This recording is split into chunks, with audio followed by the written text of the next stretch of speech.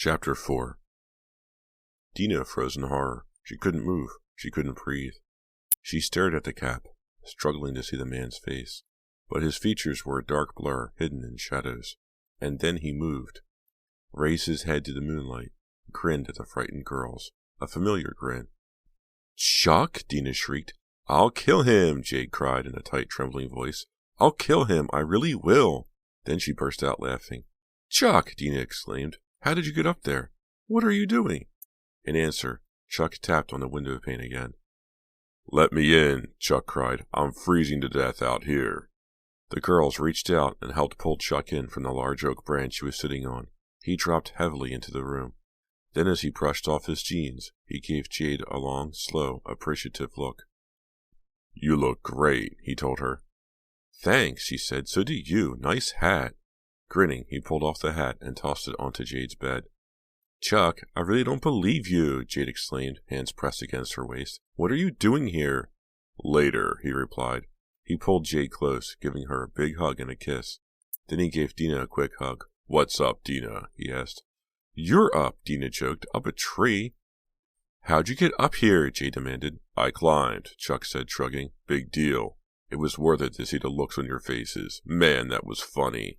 "You're about as funny as the stomach flu," Jade told him, shaking her head, but a smile spread across her face. "When you pulled open the curtains and saw me, I thought you'd jump out of your skin," Chuck exclaimed. "You're a real scary guy, Chuck," Jade replied dryly. "Why didn't you just ring the doorbell like a normal person?" "Boring," Chuck sing-songed. "You know, I don't like to do things the boring way." "Tell me about it," Dina muttered under her breath. Chuck put on a mock pout. "Aren't you happy to see me?" "Of course I am," Jade replied. "I'm very happy to see you." She took his hand and gave him a smile warm enough to melt an iceberg. "But I thought winter break didn't start till next week?" "It doesn't," Chuck said, and his lopsided grin faded. He turned away. Dina thought she caught a scowl on his face. "If school's not out, then why are you home?" Dina demanded. "I had enough of college," Chuck said. "So I decided to start my vacation early." "Huh? What do you mean you had enough?" Dina asked. "I mean I dropped out, okay?" he replied sharply. "There are a couple of professors. They really got on my case." "Chuck?" Dina started. "It was all a mistake," Chuck cried with sudden intense emotion. "The whole thing was a mistake. I never should have gone away to college. It wasn't right for me."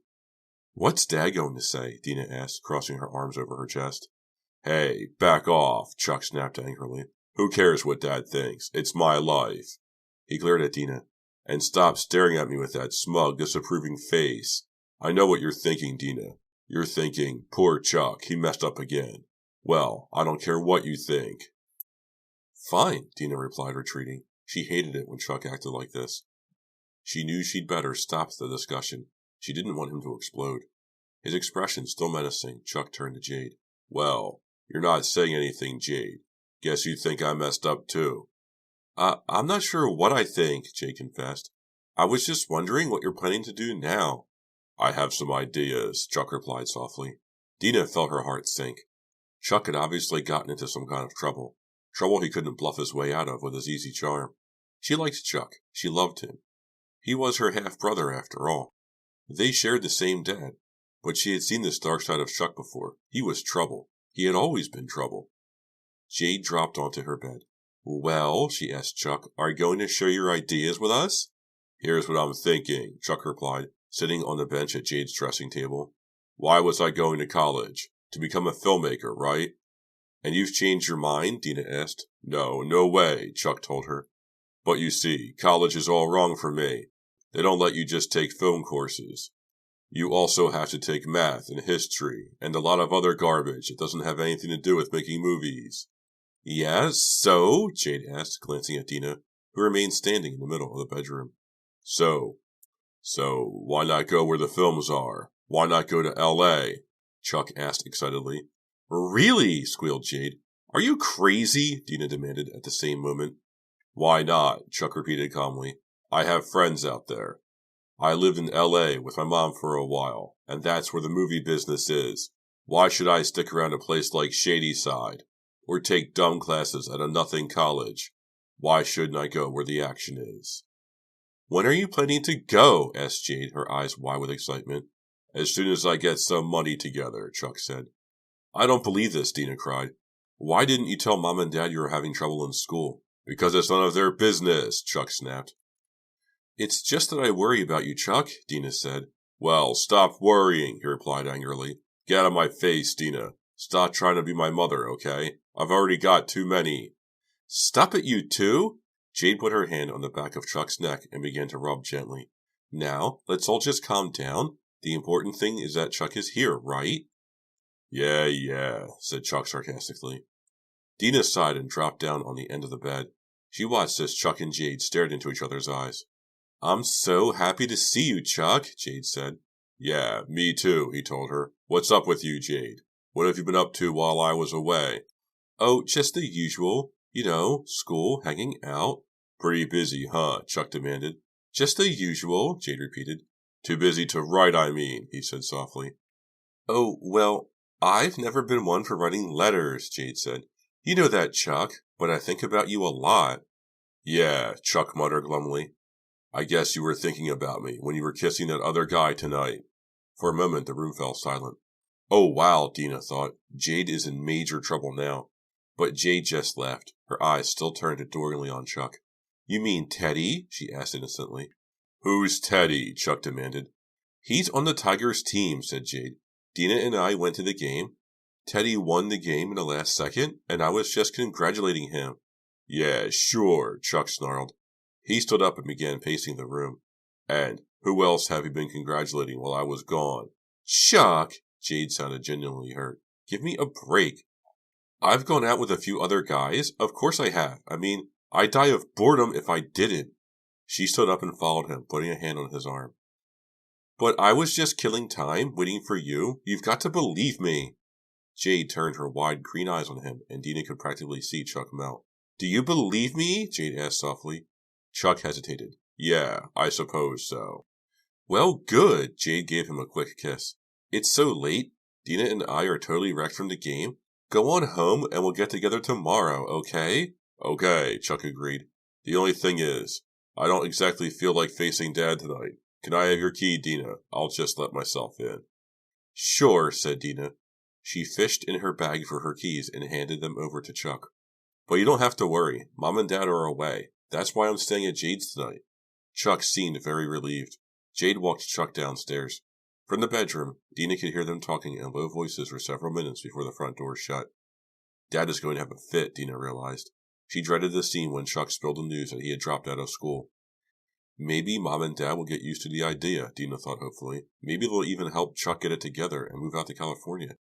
Or maybe there'll be a terrible screaming fight. I'm so glad Chuck's back, aren't you? Jade asked, strolling back into the bedroom. Yeah, of course, Dina replied quickly, but she found herself wondering if she really was glad. Chuck was always so much trouble. Dina was still thinking about Chuck when she pulled the covers up to her chin and switched off the light. A few minutes later, she managed to forget all about Chuck as she drifted off into a great dream about Steve Mason. She awoke with a start when the bedroom phone rang. Her eyes popped open and darted around the strange surroundings. It took her a moment to realize she wasn't in her own bedroom. Would you get that? Jade asked groggily. It's closer to you. The digital clock showed 2:30 as Dina groped for the receiver. Hello? She whispered. Hello, rasped a familiar gravelly voice. Dina jerked up, instantly alert. Who is this? She demanded. You know, the voice said. Remember the closet? Who is it? Jade asked from across the room. It's him, Dina cried. Jade quickly made her way over to Dina and lowered her head to the phone so she could hear too. Remember the closet, the voice went on, the one you were hiding in. Dina gasped. A year ago, she and Jade had hidden in a tiny closet in Farberson's house, while he stalked through each room, searching for them. Squashed together, they had huddled, terrified, in the back of the dark closet. But Farberson had found them. No one else knows about the closet, Dina told herself. Jade, me, and Farberson. We're the only ones who know. That means this caller has to be Farberson. Go away! Leave us alone! Dina cried into the phone receiver, her voice tiny and frightened. Think about how scared you were that night, the voice whispered, because you're going to be more scared real soon. Chapter 5. Thanks, Mrs. Smith, Dina called as Jade's mother dropped her at home one Saturday morning. It was a clear, cold day, and Dina squinted into the sun as she walked up the circular driveway to her house. I wonder if Mom and Dad know that Chuck is home yet, she thought. As she walked to the back of the house, she heard a door slam and then angry shouting. They know all right, Dina thought. Why didn't you at least tell us you're having problems? Dina's mom was shouting as Dina opened the back door. I didn't think it was any of your business, Chuck replied heatedly. Dina stepped into the kitchen. Chuck nodded to her. Her parents ignored her. They were concentrating on Chuck. It was obvious to Dina that her parents had gone ballistic over Chuck's news. Her mom kept tugging at her hair, pacing back and forth, shaking her head. Mr. Mortensen sat at the kitchen table, gripping his coffee mug so tightly his knuckles had turned white. Chuck's face was bright red. He stood in the kitchen doorway, his hands jammed into the front pockets of his jeans, his features set in anger. Did you know about this, Dina? Her father demanded. Know about what? Dina tried to sound innocent. She didn't know how much of his plan Chuck had revealed. About the trouble Chuck's been in at school, her mother said. I'm not in trouble anymore, Chuck cried breathlessly. I've already dropped out. Dina, did you? Her father demanded. The first I knew about anything was last night, Dina told him. She poured herself a glass of orange juice. Dina doesn't know anything, Chuck told them with a sneer. What difference does it make what Dina knows? Dropping out of school was the best thing that could have happened to me. Oh, Chuck! Dina's mom sank into a chair beside the table and lowered her eyes to the floor. Well, as long as you're home, Mr. Mortensen said, we're going to set a few things straight. First, you will obey all the family rules. Curfew, chores, everything. You will get a job and help with expenses. And what else? Chuck interrupted. Do I have to wash behind my ears every night? That does it, Mr. Mortensen shouted, slamming his hand down on the table. Dear, cautioned Miss Mortensen. Forget it, shouted Chuck. I can see that coming back here was a mistake. You want to run my life. Well, I won't let you. I don't have to listen to you anymore. I'm going to L.A. at the end of the week, and you'll never see me again. Chuck was so furious, his entire body was shaking. Dina tried to think of something to say, anything, to calm everyone down. But Chuck crossed the kitchen and yanked open the back door. He slammed it so hard the window panes rattled. Dina saw him running down the driveway without looking back. Is he crazy? Mr. Mortensen bellowed. His hands shot out, spilling the coffee mug. That boy thinks he can get away with anything, he cried. This time he's gone too far. By late that afternoon, Chuck still hadn't come home. Dina tried calling Jade several times, but her line was always busy. When she'd finished all her schoolwork, she borrowed her mom's car and drove over to tell Jade what had happened. Maybe Jade will have some idea where Chuck is, Dina thought. As soon as Jade pulled open her front door, Dina found the answer. Chuck sat on Jade's living room couch, eating popcorn and watching a video. Jade was wearing a catsuit as usual, this one made of some kind of shiny yellow material. She had a big gold hoop earring in each ear, and her hair hung in one long braid over her shoulder. Even on a Saturday afternoon, Jade looks as if she just stepped off the cover of a fashion magazine, Dina marveled to herself. Come on in, Jade told Dina with a big smile. We're watching Bikini Teen Mutants from Sunset Strip. I saw it, Dina said. I thought it was gross. Yo, Dina, Chuck called. He smiled at her as if nothing at all had happened at home. Check out these zombies. Dina glanced at the screen. 3 teenage girls with pasty white skin and glassy eyes were walking around in tiny bikinis underneath some palm trees. Now that's my idea of winter, Chuck said, grinning and pointing to the screen. How do you know it's winter? Jade asked. Doesn't matter. The weather's always warm in L.A. If you don't believe it, then come with me and check it out yourself. Yeah, maybe someday, Jade said, but first I have to finish high school. Give me 3 good reasons why, Chuck challenged. In fact, give me 1 good reason. What are you guys talking about? Dina asked, dropping into a green leather armchair. Oh, your crazy half-brother is trying to convince me to go to L.A. with him, Jade told her, rolling her eyes. And Jade's very close to saying yes, aren't you? Chuck said. In your dreams, Jade replied sharply. I'm serious, Chuck insisted. I can get a job, earn enough money for both of us. If you want to, you can finish school out there. Well, maybe someday, Jade repeated. It's certainly something to think about. Then she flashed Chuck one of her iceberg-melting smiles. Oh, wow, thought Dina. Can she actually be considering it? Well, you have till the end of the week to make up your mind, Chuck told her, because no matter what, I'm out of here on Friday. Where are you getting the money? Asked Dina. For a brief flash, Dina caught the uncertainty in Chuck's eyes, but then he grinned and shrugged. I'll get it, no problem. Dina leaned back against the couch and shut her eyes. Why did Chuck have to hate Shadyside so much? Why couldn't he just be like the other guys and go to college and be normal? Why did he always have to mess up? There's another reason for you to come with me, Chuck said, leaning close to Jade. What's that? You'll be safer. He said it so softly and so seriously that Dina opened her eyes in surprise. What are you talking about? She asked. I told Chuck about the calls, Jade said. Really? Dina and Jade had decided not to tell anyone. Jade says the guy talked about a wrong number, and the closet you two were hiding in, Chuck added. Do you think it's Farberson? Dina demanded, hearing a whispered voice in her mind again. Chuck shook his head. No way. Farberson's in jail, right? Maybe it's someone Farberson knows, someone he told the story to. Or maybe it's someone who read the details in the newspaper, Jade suggested. But it's obviously someone who's really sick, Chuck continued. Someone who could be dangerous. Dina felt a little shiver. I should tell Mom and Dad, she thought. If you were in California, Chuck told Jade, you'd be safe from whoever this nut is. Chuck, I really don't think, Jade started to say, but her words were cut off by the chime of the doorbell. She jumped up and hurried to answer it. A moment later, Jade returned to the living room, holding a stack of envelopes. Just the mailman, she told them. She began flipping through the envelopes and abruptly stopped. She pulled out a long white envelope and tore it open. After removing a folded piece of paper, she smoothed it and read it. A moment later, Jade dropped it with a shriek. Chapter 6. Jade, what is it? Dina cried, running to her. Jade didn't answer. She stared down in horror at the piece of paper, which had fallen onto the coffee table. As Chuck stepped up behind her, Dina picked up the paper. She studied it, and felt another chill go down her back. It wasn't a letter. The sheet of typing paper had a drawing pasted on it. A drawing of a chainsaw. Someone had splattered a red marker on the page to make it look as if blood dripped from the saw.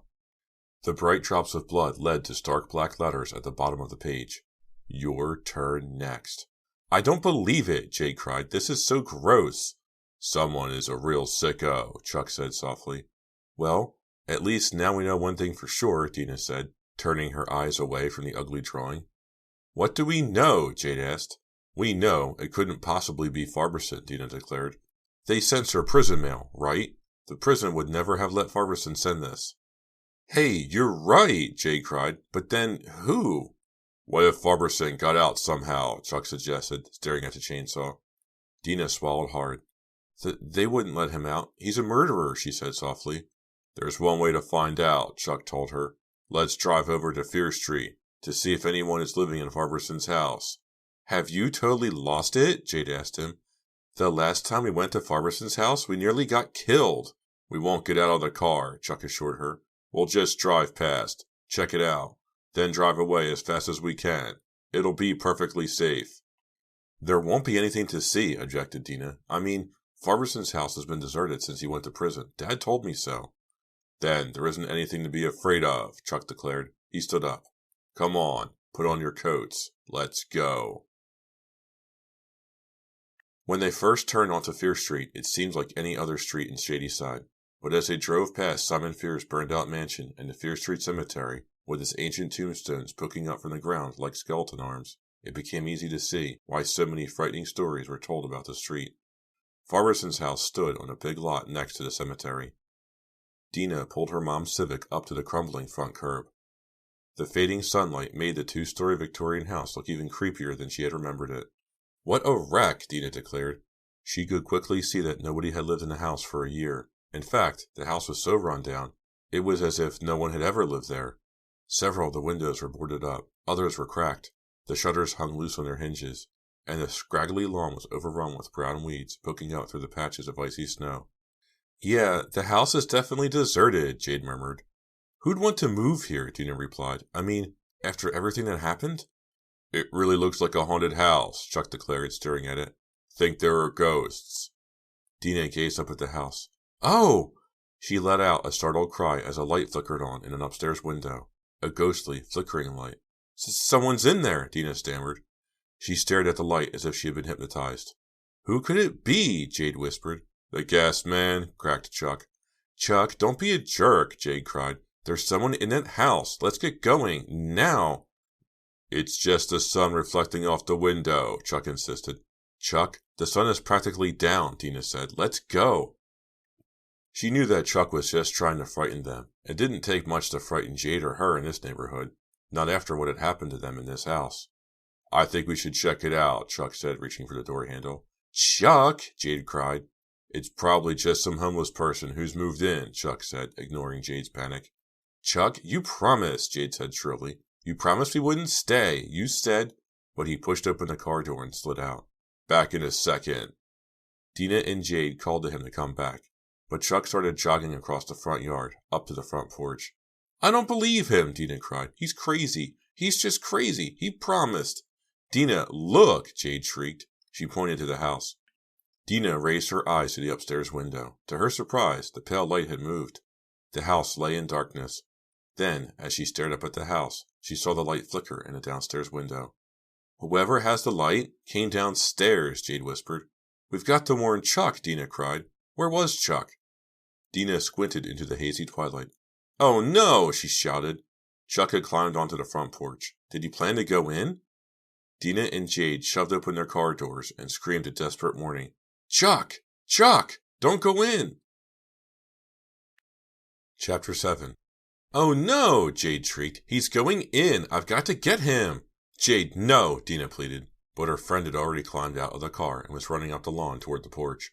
She slipped on a patch of icy snow, but kept on going, calling Chuck's name. Chuck turned around and said something Dina couldn't hear. Jade pointed upstairs and said something back. They seemed to be arguing. Hurry up, you two, Dina urged silently. We've got to get out of here. And then she saw something else. Something Chuck and Jade couldn't see. Another light. A light flickering from behind the house. And then Dina heard the grind and cough of an engine starting up. She turned her head and searched the empty street.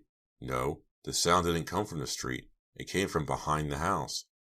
Jade! Chuck! She yelled. Someone's coming! Jade and Chuck stopped arguing and turned toward the street. They must have heard the engine too, Dina realized. She saw Chuck leap off the porch and start toward the back of the house.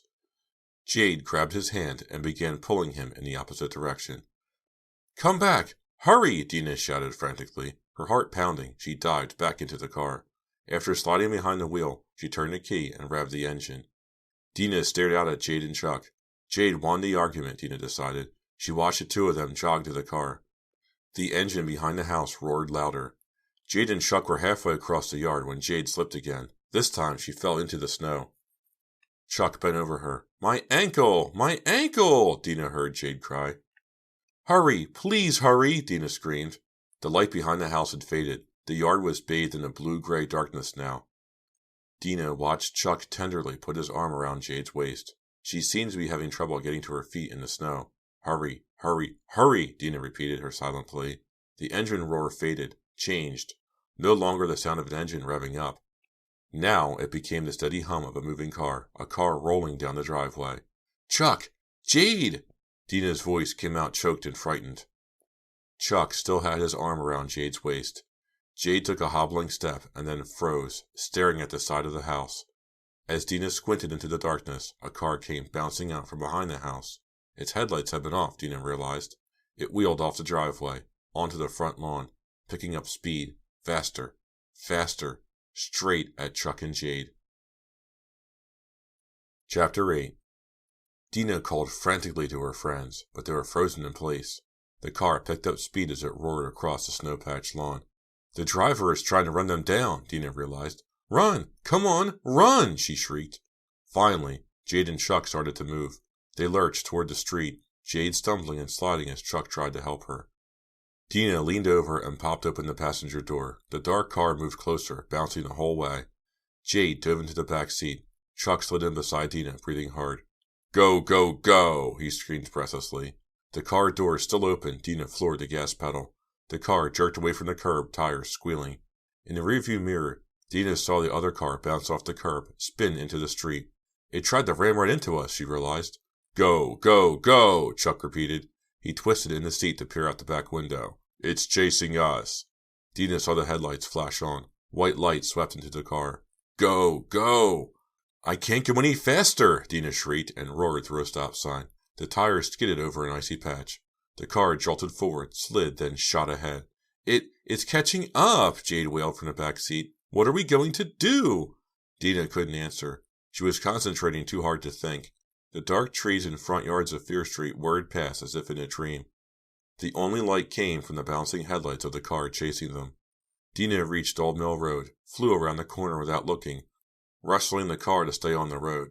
The tires squealed in protest. A horn blared. Brakes screeched. Faster, down the dark, empty street. The other car turned, too. The invading light swept through the car. It's right behind us, Jade uttered in a tight, frightened voice. They bounced as the car bumped them hard from behind. Oh! Dina screamed as her hand slipped off the wheel. Dina's car lurched to the left. Another horn blared. She saw the blur of a red van swerving out of her way. Another hard bump. He's trying to bump us off the road, Chuck cried. I can't go any faster, Dina shouted, leaning over the wheel, squinting ahead. The little Civic shook as Dina pumped the gas pedal. Another hard bump from behind. And then the other car pulled left, shot forward, came up beside them. Dina turned her eyes from the road. Could she see the other driver? A blaring horn, an oncoming pickup. But Dina and the other car were side by side, blocking the whole street. We're going to be hit head on, Dina realized. Head on. Head on. She stomped on the brake. Too late. A deafening squeal, a long skid, the crunch of metal, the high tinkle of shattering glass. Then everything went dark.